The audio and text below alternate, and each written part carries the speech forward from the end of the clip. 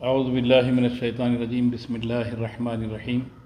نحمدہ ونصلی ونسلم علی رسولہ الکریم اما بعد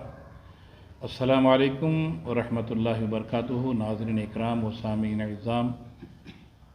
گڈ ایوننگ فار ایوری بڈی. نمسکار. آج جامعۃ المومنات کے دارالافتاء سے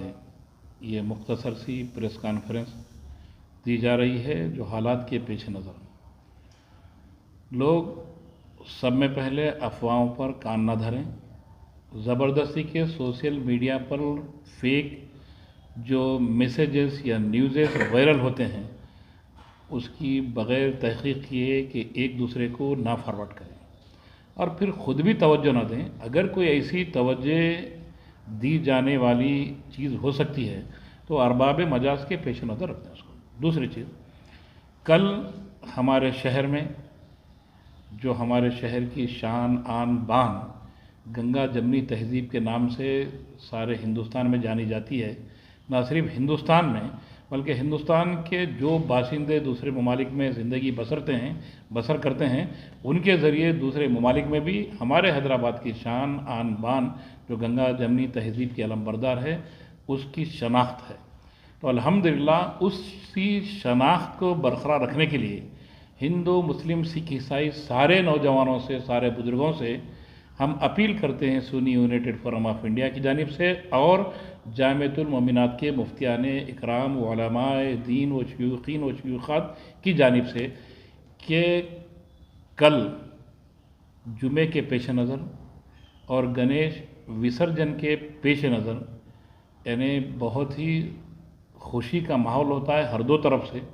کہ ادھر گنیش جی کے تہوار کے منانے والے وسرجن کا جلوس بڑے ہی جوش و جذبے کے ساتھ نکلتے ہیں لے کر، اور ادھر جمعے کے پیش نظر جو حضرات ہمارے پاس عموماً جو نماز کی اتنی پابندی نہیں کرتے وہ حضرات بھی جمعے کے پیش نظر نماز کی پابندی کے لیے امڑ پڑتے ہیں الحمدللہ. تو ہر دو طبقے میں خوشی کی لہر ہوتی ہے. تو ایسے خوشی کے موقع پہ کچھ شرپسند عناصر جو کسی وجہ سے بوکھلاہٹ کا شکار ہوتے ہیں، چاہے سیاسی بوکھلاہٹ کا شکار ہو یا کسی بھی انداز سے، نت نئے انداز میں نت نئے لبادے میں آ کر ہماری ہندو مسلم بھائیوں کی خوشیوں کو مسمار وہ ڈسٹرائے کرنا چاہتے ہیں. تو وہ ڈسٹرائے کرنے کے لیے یعنی کسی معصوم نوجوان جو جذباتی ہوتے ہیں چاہے کسی بھی طبقے سے تعلق رکھتے ہو ان کو شکار کرنا چاہتے ہیں. ہوش و حواس ہو یا مسلم نوجوان ہو اپنے اپنے خوشیوں کو اپنے حدود کے ساتھ منائیں. ان اشرار کا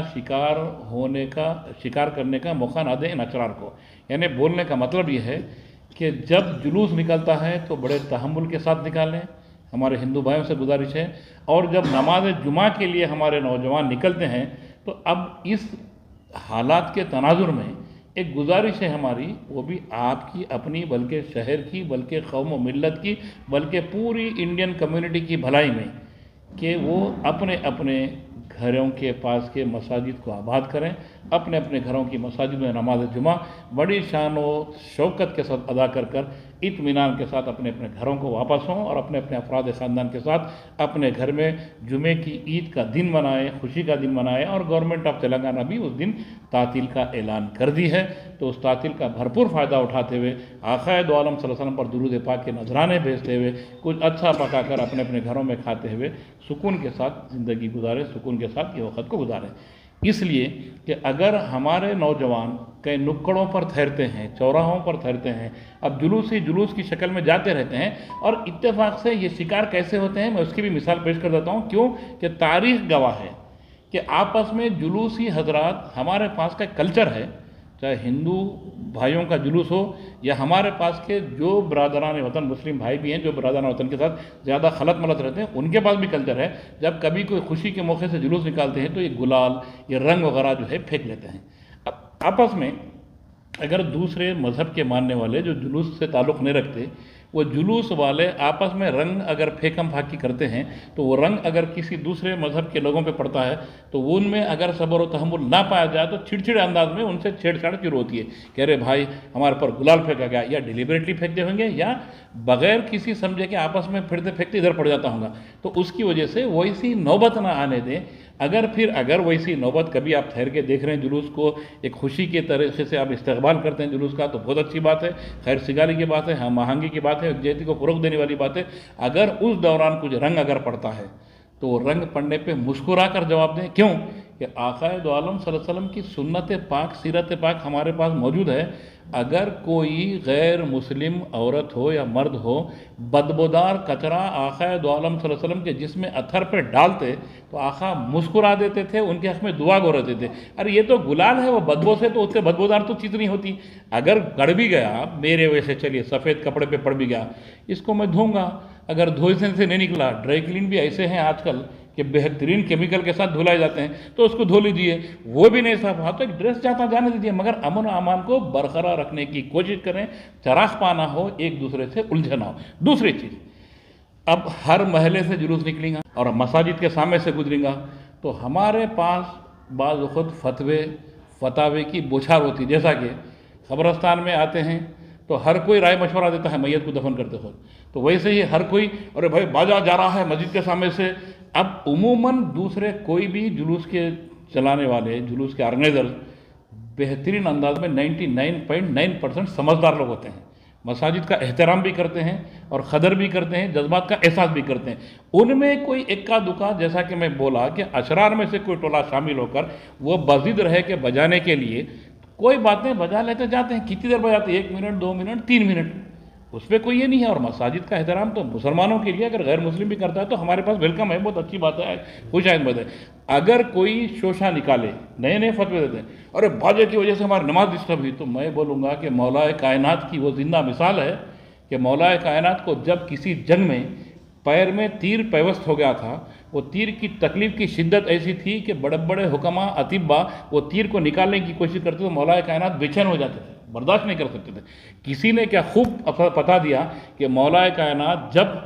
اپنے یار سے ملتے ہیں سجدے کی شکل میں، اس وقت مولا کائنات تو دھن میں رہتے ہیں، اس وقت تیر نکالا جائے تو پتہ نہیں چلتا۔ تو مولا کائنات کے ساتھ ویسی ہوا کہ آپ سجدے کی حالت میں تھے، تیر کو نکالا گیا، مولا کائنات کو معلوم بھی نہیں ہوا۔ تو عرض کرنے کا مطلب ہے کہ اے عبادت کرنے والوں، جب تم اللہ کے گھر میں ہے تو پورے کانسنٹریشن کے ساتھ مہو ہو کر عبادت کریں۔ ایک باجا نے، 2 باجے نے، ہزاروں باجوں کی آواز بھی ہمارے سجدوں میں مخل نہ ہونے پائیں، ایسی عبادت کریں تو خود امن و امان ہو جائے گا، کوئی فکر کی ضرورت نہیں ہے۔ حیدرآباد کا ماحول اور حیدرآباد کی پولیس، حیدرآباد کو چلانے والی گورنمنٹ آف تلنگانہ امن کے معاملے میں انتہا سے زیادہ دلچسپی رکھتی ہے اور بہر صورت امن کو برقرار رکھیں گی، اور ہم ہندو مسلم سکھ عیسائی بھی امن کو ضرور برقرار رکھنے میں تعاون کریں گے۔ یہ ہماری شان ہے اور امن سے ہی ترقی ممکن ہے۔ امن کے بغیر نہ کوئی ترقی ہے، نہ کوئی کمیونٹی کی ترقی ہے، نہ ملک کی ترقی ہے، نہ قوم و ملت کی ترقی ہے۔ امن ہی وہ ایسا جو ہے نعمت ہے، سارے مذاہب کا فنڈامنٹل جو معاملہ ہے، بنیادی طور پر جو احکامات ہیں، وہ احکامات پورے امن کو برقرار رکھنے کے اوپر ہی دار و مدار ہیں۔ ہر مذہب کے جو بھی مذہبی احکامات ہیں وہ سب امن کو برقرار رکھنے کے معاملے میں ہی ہیں۔ تو میری گزارش ہے نوجوانوں سے کہ جب اگر تم میں جذبہ خیر سگالی ہے، محبت ہے، اور آپ بہترین انداز میں صبر و تحمل کے متحمل ہیں، تو ان کے کسی بھی نعروں پر چراغ پانا ہو نہ اشتعال میں آئے۔ وہ چاہتے ہیں کہ اشرار اشتعال میں لا کر آپ کے فیوچر کو خراب کریں، مگر آپ ان کو فیل کرنا ہے۔ کسی بھی اشرار کے اشتعال انگیز نعروں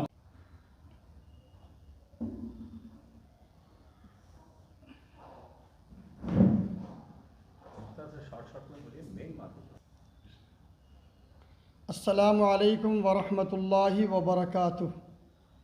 اسلام امن، سکون، سلامتی کا پیغام دیتا ہے۔ رسول اکرم صلی اللہ تعالیٰ علیہ وسلم کی تعلیمات سارے عالم کے لیے رحمت ہے، اور آپ کے تعلیمات پر عمل کرنا تمام مسلمانوں کے لیے ضروری ہے۔ 9 ستمبر کو گنیش جلوس کے پیش نظر تمام مسلمانوں، بالخصوص نوجوانوں سے پرزور اپیل کی جاتی ہے کہ وہ جمعہ کی نماز اپنے مقامی محلے کی مساجد میں ادا کریں، اور نماز ادا کرنے کے بعد اپنے افراد خاندان کے ساتھ تعطیل کا دن گزاریں۔ گلی کوچوں، روڈ، بازاروں، جلوس کے گزرنے کے مقامات سے اپنے آپ کو گریز کریں۔ میں سارے مسلمانوں سے یہ اپیل کرتا ہوں بالخصوص مع السلام ورحمۃ اللہ وبرکاتہ.